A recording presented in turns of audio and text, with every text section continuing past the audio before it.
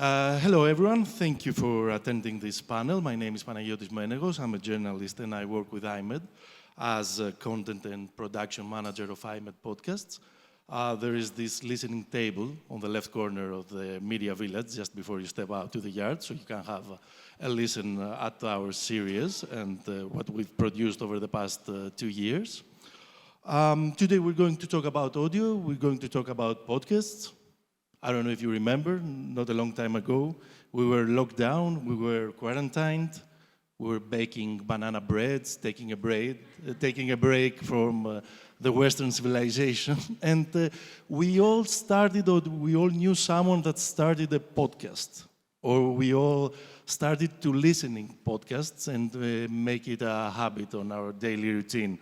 So, although podcasts have been around for almost 20 years, since the era of the iPods, another remember sign on your minds this time. So I feel that I'd like to suggest that going back to normal, the podcast industry is going through a correction phase, it's going through a calm after the storm. My fellow panelists have their own well-educated opinions on that. And I think we're going to have a very interesting discussion about how podcasts are adjusting in this post-pandemic world. So I'm very happy to welcome Ms. Katerina Bakogianni. She's a co-founder of the Greek podcast production company Melon Media. She's the head of podcasts in Alter Ego Media.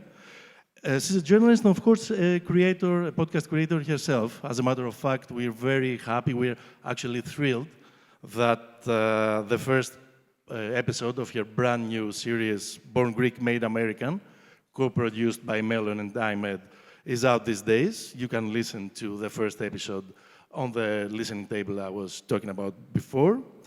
So through different positions, she can provide us with different approaches on the podcast industry. Mr. James Cridland, editor of Podnews, a podcasting newsletter, delivered daily to around 30,000 people all over the world.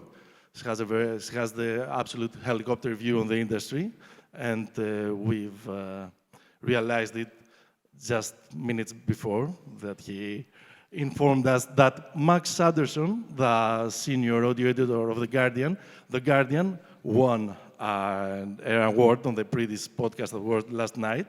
So Max is here. He's the senior editor. I didn't win it. The team won it. Just for I know. The audio department of The Guardian. So Max, he can provide us, he can explain us how a legacy media outlet approaches podcasts, and maybe we can sneak in on their studio and their creative process. So, do you agree, James? Let's start with you. Is the podcast boom over? Are we going through this calm after the storm phase?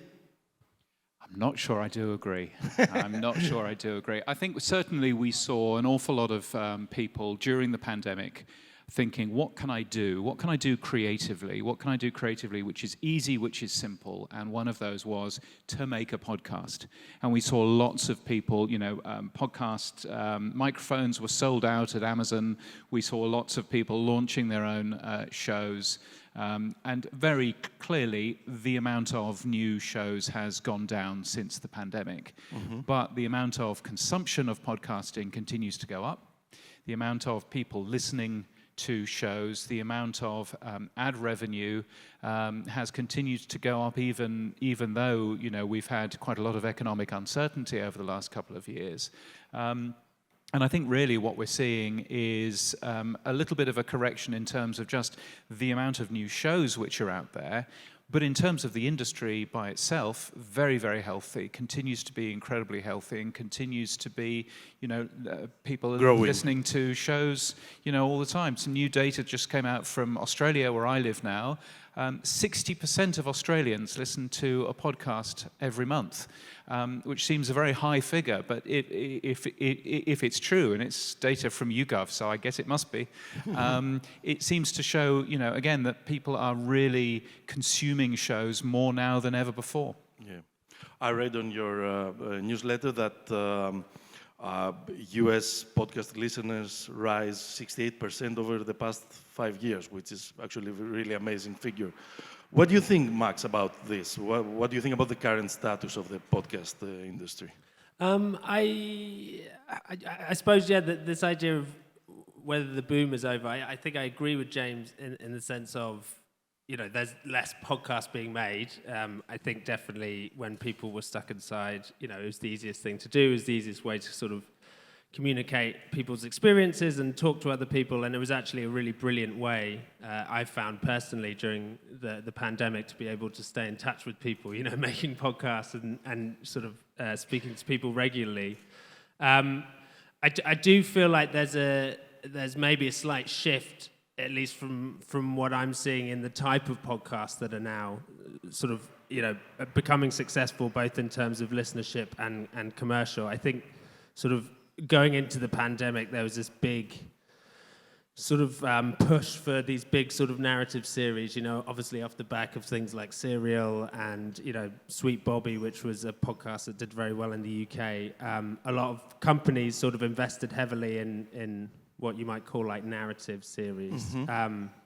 And I think we'll get back to that. We will, yeah. And I suppose, I think there's been, whilst, the boom may not be over, I think people are there's been a correction in the sense of, I think a lot of people are going back to what the sort of formats that we had before, this sort of like, boom in narrative podcasting. A lot of people are going back to these kind of, weekly or, twice a week shows where you sort of have these big personalities talking in a room, which is kind of what it's been since, whenever. I mean, The Guardian always like to say that we coined the term podcast back in 2003, so I'll run with that.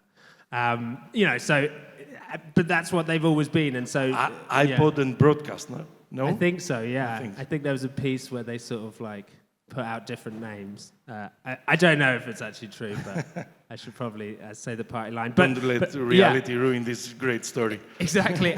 I think in terms of from like a legacy media point of view, I suppose it has changed in terms of trying to commercialize our shows. I think whilst there is still ad revenue sort of being pumped into the podcast market, I do think since the pandemic there's sort of been a shift in what advertisers want. They want to be more integrated in the shows. They don't just want an ad to appear, at a mid-roll. They maybe want a host to read on behalf of their product, or they want to be integrated, have complete ownership of the show. And I think from a legacy media point of view, that puts us slightly on the back foot because, we're not going to work with every brand that comes to us because, we've got sort of editorial ethics and standards. And so I think from the Guardian's point of view, the sort of commercial headwinds, if you like, that are facing the podcast market, I think from legacy media's point of view, they're very, very real. Mm-hmm. Katerina, what do you think? And apart from your take, from the creator's point of view, do you think that we're living through this period that audio strikes back, that audio storytelling is drinking again? Yes. Well, first of all, let me say I'm relieved to have heard both James and Max saying that podcasts are not, a thing that is going down, but actually it's still going up. Because having talked to you, I thought, our take was... I think the word correction is a common place among all four of us. So I'm really relieved. Now, having said that, Greece is a unique market. Of course. We came into podcasts very, very late in 2019. So we weren't having more podcasts in 2019. We were actually creating companies in 2019 that were producing podcasts. Mm-hmm. Our first take was, oh my God, pandemics, striked and nobody's going to be listening. But then in Greece, most people are listening to podcasts at home. So the pandemic was actually very good for us. Now, we are at the stage that you just described that is now being corrected in, Australia, America, the UK. We're at the stage where we're producing many, many, many, many podcasts. And no revenue yet. So it seems that everybody in Greece wants to do a podcast right now. And maybe we're a few years behind in terms of the narrative podcast, because for us now, I mean, we only have a few, really. We have very, very few. Yeah, more or less in Greek market is repackaged radio shows or reheated radio content, as it's almost everywhere, I think, no? I mean, I think when you look at different markets, the more immature markets have an awful lot of reheated radio shows at the top. And when I say reheated radio shows, I've worked in radio for 30 years. I'm not being rude, but that's what they are. You know, when you have a look in particularly Asian countries, I was running the Podcast Day Asia conference a couple of weeks ago, and there are lots, you know, if you look into Singapore or into Korea, lots of reheated radio shows in that top chart. But where you see more growth in the market, where you see specifically more money in the market, more revenue that can come in through advertising, then you begin to see more shows appear that aren't just you know, a radio show which has been repackaged. And the US and the UK are really obvious examples of that, where the BBC has one show in the top 10 of the most listened to shows, you know, in the UK. You would expect the BBC to own that chart. You would expect the BBC to have 5 of the top 10, but they only have 1. And I think that that's a very encouraging trend for where we're going, because it does mean that there are new and interesting content providers who are getting into this particular space. You know, The Guardian has been in podcasting forever. I was on a Guardian podcast in, I think, 2006. So I think The Guardian has been there for a long, long time. But actually seeing new people jumping into this particular field is very, very helpful, I think. Mm-hmm. I think we can summarize or reduce our discussion today here in 2 core questions. What makes great audio, and how do we make money of it? And I mean, and by money, I don't mean getting rich, but just secure financial sustainability and, you know, self-financed audio quality storytelling. So let's start with the first one. What makes great audio, Max? Why did people turn to audio again? Well, I mean, it's a difficult question. It is. I think it's quite subjective. So I'll speak from my sort of personal, and also, you know, from the Guardian's point of view. I think for me, when it comes to sort of news, I think a really important part of what audio does is about kind of connecting with people. I think sometimes, you know, people find reading the news or watching the news, they can find it quite difficult to sort of get their head around. And I think what audio does is it really allows people to sort of engage with it in a way that maybe they wouldn't be able to in other formats, which is similar. My sort of background and how I got into podcasting was through science. And I always felt, you know, listening to shows like, there's a show called Radio Lab, which is still going, listening to the way that they made something like science very engaging using audio storytelling. I was very attracted to that, and I think it's the same with the news, and I think it's sort of simple in lots of ways it's about good stories, it's about good storytelling, and I think that's in terms of, you know, the people, you know, narrating the show, but also the people thinking about how to structure it and how to, you know, having an understanding of narrative. And I think, you know, this is maybe smaller for some people. I think for me it's quite a big thing. It's about good sound, like good sound quality, but also Tech specs. Yeah, and also just really good kind of use of scoring and sound design. And if there is a crime involved, it's even better. Well, exactly, yeah, and sort of thinking about that, and I think in terms of, again, for the Guardian, our sort of, you know, the point of Guardian Audio, if you like, is to sort of reach new audiences and sell them the brand of the Guardian, and you know, bring them under our wing.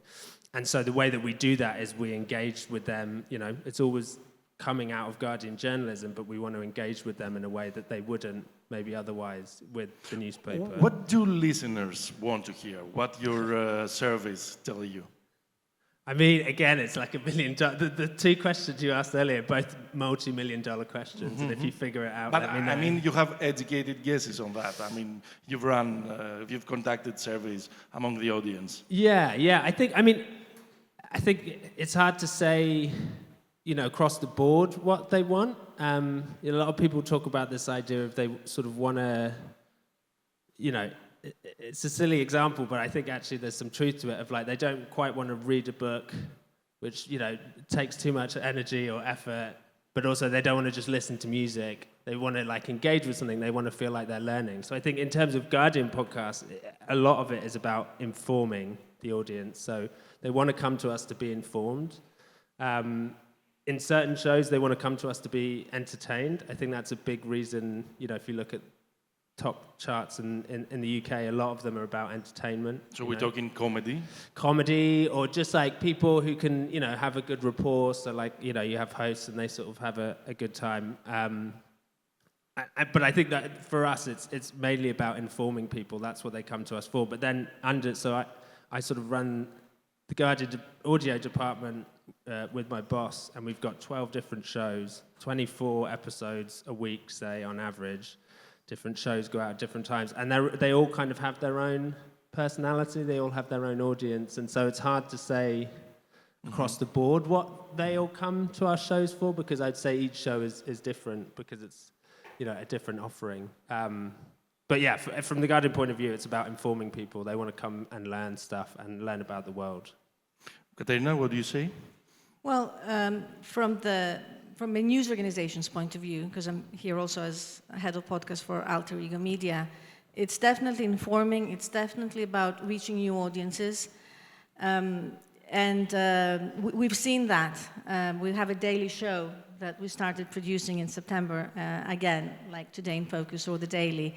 And we've seen steady increase in the listeners. And we've also seen, which I found very interesting, the staff of Vima, which is the main newspaper in Greece, and in Alter Ego Media, that one of the two major newspapers in Greece. And at first the staff were like, why do I have to do this in audio? I wrote my piece for the paper. And at first it was very, very hard to get them engaged. And now they will actually call up the producers and say, hey, this is a good story for audio. Which brings me to the second question, what makes good audio, which, again, I'm not going to presume to be answering it, but maybe it is also bringing part of the story home to listeners in a different way. Like you have your story, you've written it down, or you read a story, but in audio you can have all these sound bites that make it very real. And we try to do this in Vima on our daily podcast. So informing, you have to get something out of the podcast you're listening to. So, whether you're going to feel more informed or entertained. I think passion. I think that you want to hear the passion in the producer's voice.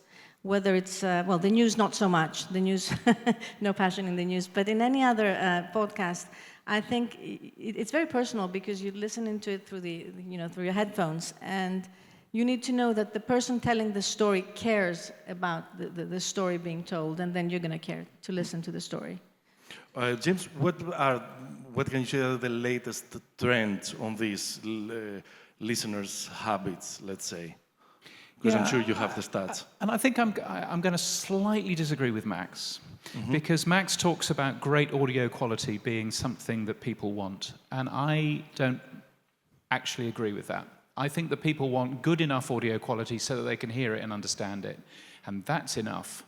And one of the biggest podcasts that came out of Australia, done by a very good journalist, Hedley Thomas, who's been a journalist for years and years and years, and he was following this particular story of this unexplained, of course it was true crime, so it's an unexplained murder, because of course it ends up having to be.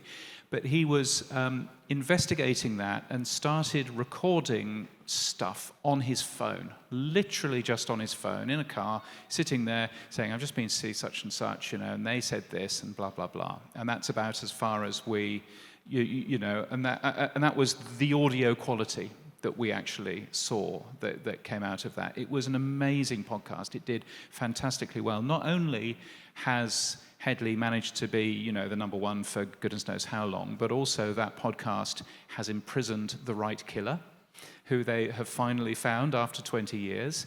Another podcast of Headley's has actually produced new laws into Queensland. Oh, so you're talking about impact. And so he has done tremendous work, and none of those podcasts were particularly good from a audio quality point of view, but incredible in terms of a storytelling point of view. And I think we sometimes get a little bit hung up in terms of, I've got a fancy microphone, I've got a really nice studio, it's got all of this lovely, audio, stuff on the walls so that it sounds really fantastic. And actually, people care about the stories far more than they do about the audio quality. Yeah, this is the creator's concern, the creator's burden about the sound. It is to a degree. I suppose, yes, I would agree from the listener's point of view. I think from my personal point of view and what we do at The Guardian, it's sort of, we try and maintain a level of sound quality, just because so many of our competitors record in really nice studios, and so when you're going up against them, you kind of. But I think it's a really good point about, one of the really sort of, it was heartening, but also depressing at the same time. Things that came out of the pandemic was that we realised that people did not care. Listeners did not care about audio quality, because we would always, make sure that they're in studios, and we'd pay people to go and record with them and get this high quality. At the end of the day, they all had AirPods or... They didn't care. They're probably listening to it on their phone while they did the dishes. So I think, it's a very good point. But I think that's part of the audio strikes back narrative, that you can escape this over-offering of screens daily. What do you think, James? Yes, I think there's certainly something in that. I think that what podcasting offers, what open podcasting offers, is the opportunity to hear all types of different people, all types of different voices, all types of different stories. And I think that means that, I can, in Australia, listen to stuff from the ABC, from our public broadcaster. That's always beautifully produced and everything else. But I can also hear stuff from just people who put together fun podcasts in there, out on the deck and on a summer's evening. I can listen to those sorts of shows as well. And I think that is the really exciting thing about open podcasting, the fact that I, sitting recording a show as I was in my hotel room this morning, can be on the same platform as the BBC, as the New York Times, as the Guardian, as all of these other services. I think that's truly unique. Egalitarian aspect. Truly unique in terms of media. And and you were saying earlier that people are listening through headphones. It's a very unusual thing for podcasting. Most consumption, 90% of consumption of podcasts, happens on headphones, which means that the way that we talk to people changes. I have a radio background, and a part of great radio is getting people to stop doing what they're doing and listen. Yeah. But we don't have to do that in terms of podcasting, because they already are. And that's a very exciting way of being able to tell a story, being able to investigate properly, being able to talk to people who are affected by a story, and you can really hear them. And I think that's a fantastic When you're listening thing. to podcasts, you mean it's the main activity that you're doing at the time. It's not the drive time and radio producers or radio hosts trying to get your attention by screaming or something like that.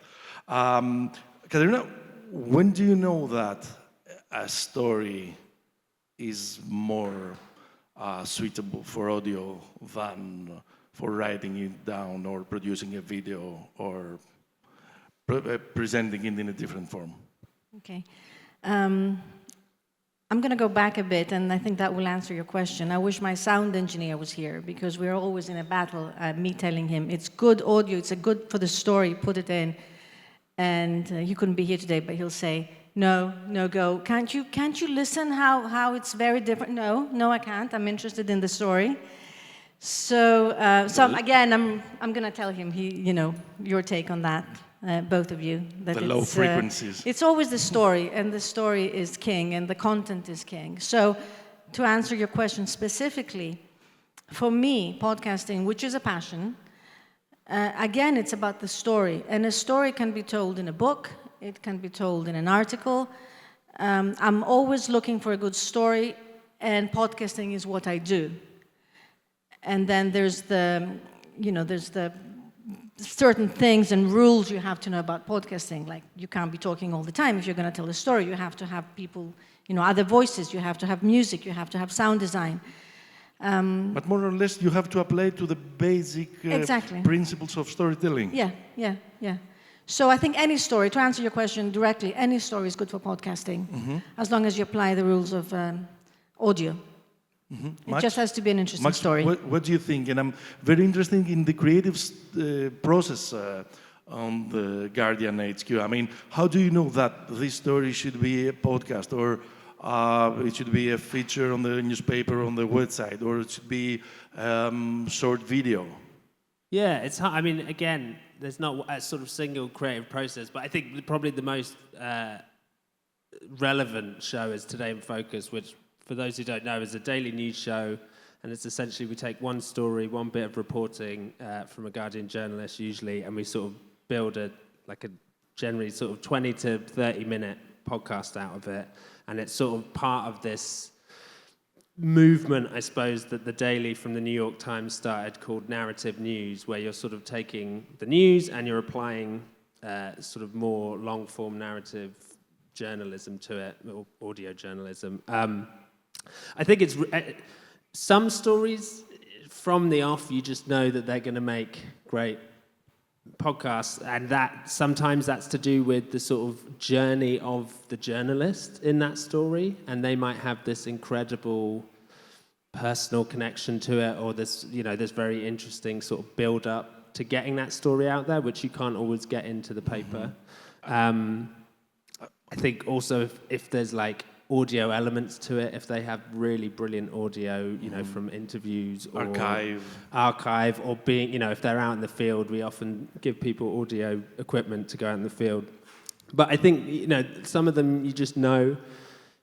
A lot of them, if I'm brutally honest, you don't actually really know until you kind of get to a certain point in the story. And so, I think something we learned from doing Today in Focus and also working on narrative shows as well, is that you sort of have to put aside budget to sort of pursue stories that may not end up becoming the thing that you thought that they were going to be. And, obviously sometimes they work out. But, we're lucky in the sense of, say, in terms of narrative shows, this has happened a few times now, we'll sort of start thinking about maybe a 6-part, 8-part show. We start making it, and we're obviously paying people to make it and paying for travel. And then for whatever reason, it doesn't quite feel like it's going to, make a good 8-part series, and then we just turn it into like a Today in Focus mini-series. So we're quite lucky, we can be like, all that money isn't spent for nothing. But yeah, again, I'm not really answering the question. I think it's really difficult to know. I think it's an interesting question of like, could every story be made into a good audio story? I'm sort of trying to think about that in my head. I don't know.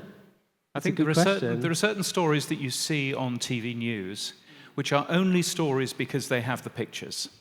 A helicopter has crashed. Here's a video that somebody shot of the helicopter crashing. That all of a sudden makes it into a big story, whereas if that picture wasn't there, it wouldn't ever make it into the TV news bulletin. So I think that there are certainly stories which end up doing that. I think what I've enjoyed about what The Guardian does and what other large media organizations do is they look at a big story as being a multimedia story. So the Panama Papers, for example, a piece of work that The Guardian and lots of other people worked on, being able to take that story, being able to work on that story to produce some amazing video content for YouTube, some obviously fantastic content for the press, whether that's online or whether that's on paper, but then also to be able to produce some audio around that as well. I think that's the really clever plan of being able to take a story and go, okay, this strand will work really well in the audio part. This picture will work really well in the paper, and actually make sure that you've got all of that together. And I think that's the clever trick that a lot of large media companies are now doing.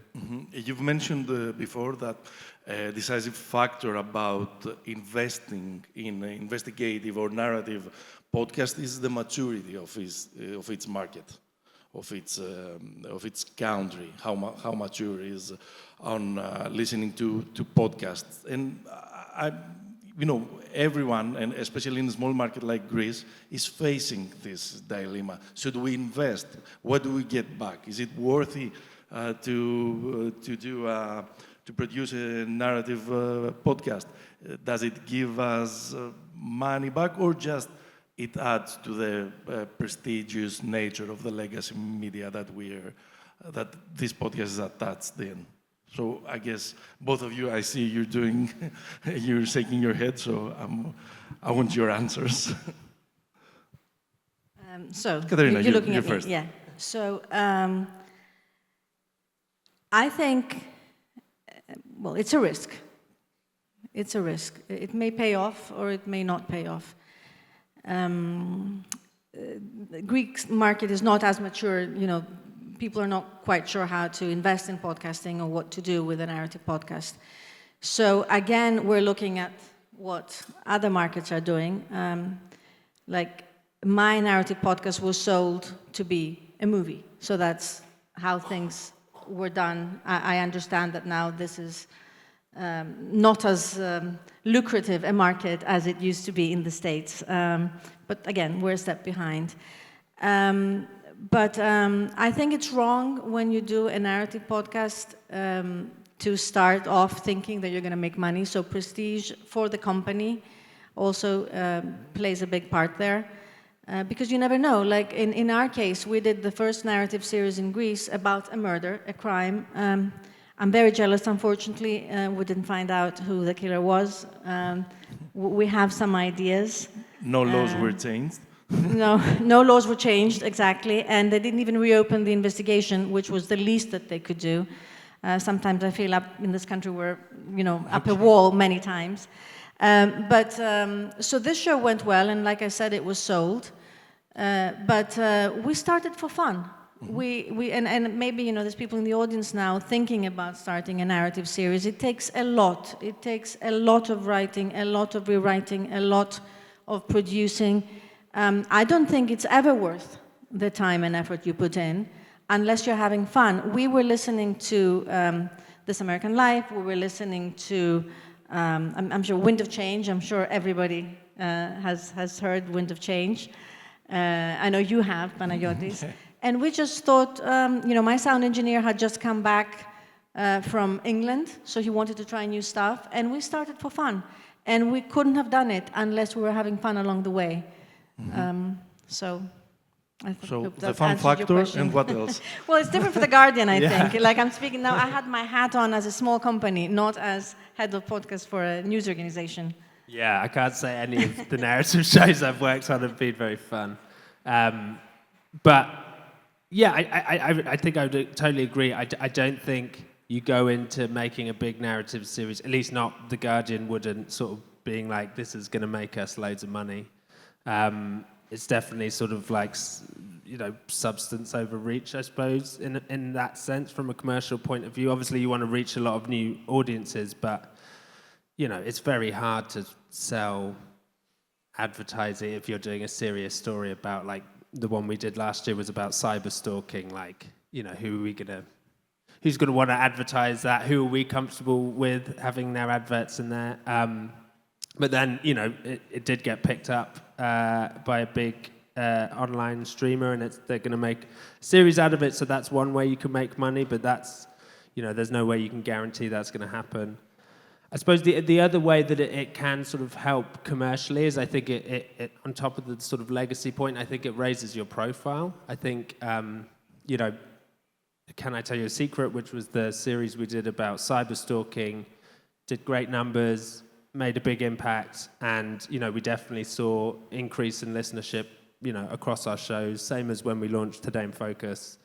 And so then sort of indirectly then you're sort of making money, but I definitely think it's more, especially from the Guardian's point of view, it's more we do it in order to to either create new reporting or again, showcase existing Guardian reporting, which is always what it comes back to. And we're very fortunate in that sense that we're not, unlike a smaller company, we're not kind of, if we make money on a series or if we don't, I mean, someone above me will get upset, but they're not going to fire us all, and the company's not going to close. So it requires a lot of effort to find money about a narrative, investigative podcast, sometimes with a heavy subject.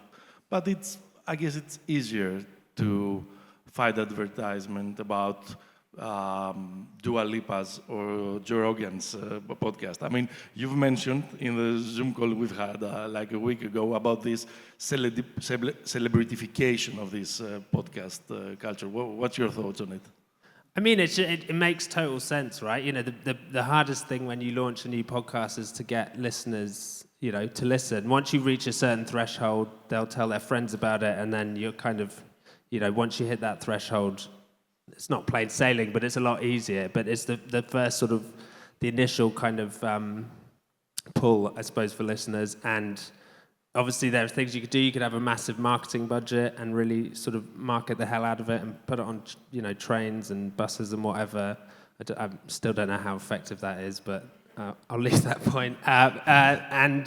But, if you have celebrities who already have a following and people are already engaged with them and people already like them and people already follow them on social media and they say, hey, I've got a podcast, it's an easy transfer, right? And so I think, you'll know, I read about it in the newsletter, the Edison Dial thing that came out recently. I mean, how many of those top 10s are sort of celebrities before they were podcast? I mean, Joe Rogan arguably, is a podcaster and became a celebrity off the back of that, but it's sort of Peter Crouch, Chris Ramsey. Well, I mean, even Joe Rogan, he was a UFC commentator. He was on some show, some big American TV show. So and he did that show for 10 years before it was a success. So you also have that kind of side of it as well. I mean, I guess if you look at what's gone on with Spotify, then Spotify put all of their money behind big talent. They had Hollywood executives running the podcast space within Spotify. They spent lots and lots and lots of money. And I think what they realized is what I think we all instinctively know, which is audio is a bit different. And you actually have to make great audio first. You can't make an appalling film, but you've got a big star, and so therefore people will just go and watch it because it's a big star. No, the content needs to be really, really good first. Audio is not Hollywood, you told me. Yeah, audio is definitely not Hollywood. Yeah, and so I think what we've seen with Spotify is we've seen a big change in their strategy. Okay. And can you elaborate a little bit? Yes, I mean, their initial strategy was spend a lot of money on Hollywood stars, have those individual programs, individual shows as exclusive on the Spotify platform, and we will make money off the fact that people are joining Spotify and using Spotify and et cetera, et cetera.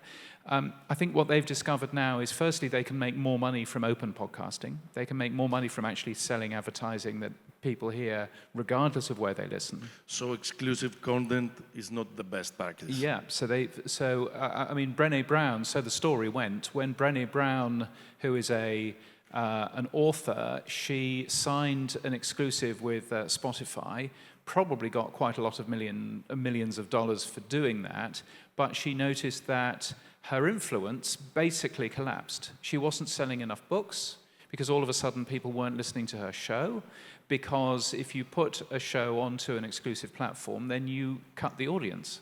And so, you can see that wasn't particularly helpful for somebody that also wants to get their message over, wants to get their influence out there. A podcast is a great place for that, but not if you tie it down to one particular exclusive. So I think what we're now seeing from Spotify, and by the way, that hasn't been a failure for Spotify. Yes, they've spent an awful lot of money, but Spotify is the number one platform. If you look at... has the lion's share. If you look at user numbers, if you look at time spent, which is the only figure that I'm really interested in, then Spotify's nowhere. But if you look at user numbers, Spotify is number one in most markets. And so I think from that point of view, it's still been really, really helpful for them.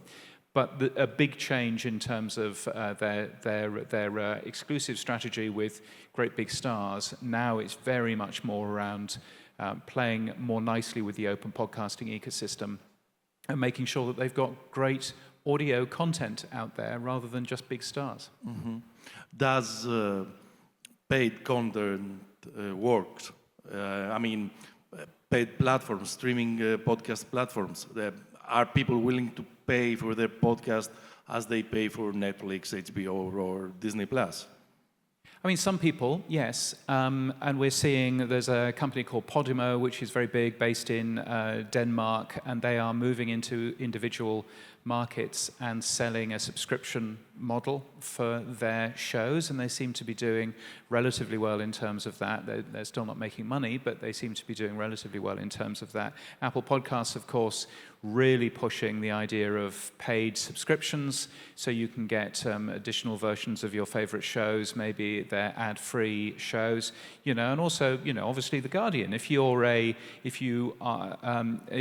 doorway into The Guardian is through one of The Guardian's excellent podcasts, then you'll want to go and read the paper, then you'll want to be a supporter to The Guardian so that you're actually paying for some of this stuff. And so there's a lot of different models that aren't just advertising and isn't just, somebody, talking to you about a mattress or pet food. There are lots of other models there, and I think that's, again, what's actually quite exciting about this. Katerina, and I'm asking the journalist, the creator, the podcast creator now. Okay, we're in Greece, we're light years away from this industry, in this market. We also have the language barrier if our podcasts are in Greek. But what would you advise? A self-financed podcast out there in the ocean of the platforms, or a podcast creator shouldn't necessarily be attached to a legacy media? Now that's a tough question because I've done both. And because news organizations in Greece have not, insofar, invested so much in podcasting, I think, and again, I can only speak from personal experience, I think, but there's so few of us here in Greece. So I think if you have the passion, go independently. With only one advice, listen to podcasts. I have so many people here in Greece, maybe it's happened elsewhere, they want to start a podcast and they've never listened to a podcast. So it's like wanting to do a TV show and never having watched TV. And I mean, you said that audio is very, very different. It has to be really good. So yeah, I think I would go independent and hope for the best. Now, having said that, some news organizations, like Alter Ego Media, like 24 Media, they are starting to invest. And again, it's like you bring listeners in, and then it raises your profile, and maybe more people will be, I don't know, engaging in other platforms, like the multi-digital platforms that everybody's trying these days. Again, light years away in Greece. So I think that news organizations in Greece have started to invest, and it will pay off. So if you can hook up with one, why not? Can I just add something? Sorry, just to add something to that as well. I think whenever that question comes up of like, should I start my own podcast or should I try get a job podcasting for someone else? I think that they're not as sort of mutually exclusive as you like. Like when it's not a zero-sum game. Exactly, and because when I was starting off, I couldn't get a job. I wanted to work in audio, but I couldn't find one, and so I just started my own podcast. And to what James was saying about that's one of the wonderful things about it. You can just record it on a phone. You can get free editing software. You can put it out there, and who cares if only 20 people listen to it?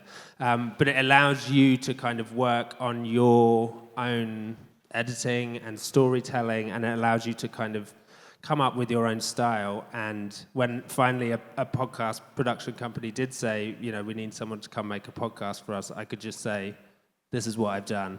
And they didn't care that no one listened to it, and they didn't care that it wasn't, the best thing ever, but they could hear what I was about. And so I always think if people are interested in starting, a podcast, the great thing is you can just do it. Are you outsourcing at Guardian? No, well, yeah, I mean, you'd probably need to do a bit more podcasting. But, I think that it's one of those, I'm just the same in all media industries, sort of getting your foot in the door is really difficult if you don't have experience. But I think one of the great things about podcasting is it's relatively low tech. And, if you've got a phone and a laptop, you can learn how to edit. And so I think, I always try and sort of get that message across of like, if you're interested in doing it, just do it and see where you end up. Just before we finish, James, can you explain a little bit what IP work means and if it is the holy grail of the podcasting world in terms of revenue? Yes, I mean, I think that IP has been the reason why we've seen so much money poured into podcasting is because people have gone, I will make a show, I will see if it works. If it works, then we can turn that show into a TV program. We can turn that show into a movie. We can make a book about it. And yes, that absolutely happens in podcasting, to about this many podcasts. But yes, that absolutely happens in podcasting. But I think that there's an awful lot of talk about IP and talk about, having to make sure that you're building the IP and you can do so many other things with it. At the end of the day, that's a lovely additional thing if that works for you. But I think that those companies who have jumped into the podcasting space specifically because they reckon that if they make 5 shows, one of them might be a hit, and therefore they can see that show as a TV show, I'm not sure that that's a particularly sustainable plan. So I think, by all means, think about the IP when you're commissioning new shows. Think about how it might work. But I think, betting the entire company on something that probably won't work might be a bit of a mistake. Mm-hmm. That was all the venture capitalists who came in and said, we'll give you this money, you'll sell IP, and I think part of the correction, at least in the UK at the moment, is all the VCs have realised that they can't make loads of money from IP, so now they've pulled out. It's that and the fact that they have to pay for their money now because interest rates are not 0 anymore, they're quite a lot. So, absolutely.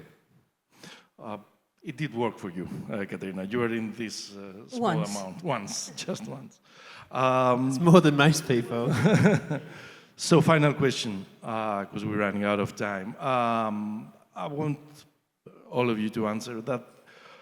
Are we dealing with an oversupply of audio content? And what's your take on this modern content fatigue? We are bombarded with podcasts, documentary series, streaming platforms, streaming subscriptions. Where can we find the time to absorb and consume all of it? What do you think, Katerina? Let's start with audio. Are we dealing with an oversupply of audio content? Well, yes, but at the same time, I think we should try harder. Because it's always about quality and not quantity, isn't it? So I think people find their ways to find what they want to listen to in the end. So it's irrelevant if it's too much. You only have so much time and you listen to what you find that you want to listen to. What do you think, Max? Where does audio stand in this modern economy of attention? I mean, I think I probably agree with you. I think that there's loads of shows out there. Some of them are good, some of them aren't. I think what I quite like about the podcast ecosystem is that, yes, you can, like I said earlier, pump loads of money into marketing. Yes, you can have celebrities on Twitter talking about their new podcast. But there's something quite old school about the way people, get podcasts, and it's usually generally through recommendations. That's how I... Word of mouth. Word of mouth, exactly. And so if there is loads of podcasts out there, it doesn't matter because I can choose which ones I want to listen to, and I can switch them on and switch them off, and yeah. So I would say yes, there are too many, but I don't think it's a problem. James, the final word is yours. I don't think it's as much of a problem. The reason why I've got my mobile phone out is not because I'm bored. It's because I thought I'd look up the numbers. 4.2 million podcasts out there, and you think, my goodness, that's a lot. 4.2 million podcasts out there. The amount of podcasts which have been updated in the last week, 208,000. That's all you're really competing with. 1 out of 20? So yeah, you're competing with a much, much smaller number than that 4.2 million. If I go to a bookshop, there are millions and millions of books available, but realistically, you are competing with the other books on the shelves in the bookshop. And they're there for a very good reason. So I think when you look at that, I think that we have a fantastic future. There is so much opportunity in telling great stories in audio, and I think that podcasting is here for a long, long time to come. Perfect. That was the perfect end quote of our discussion. Thank you very much. I hope you enjoyed the discussion. I hope you all enjoyed our discussion. I don't know if we have time for questions. Do we? If there are some, we can take them.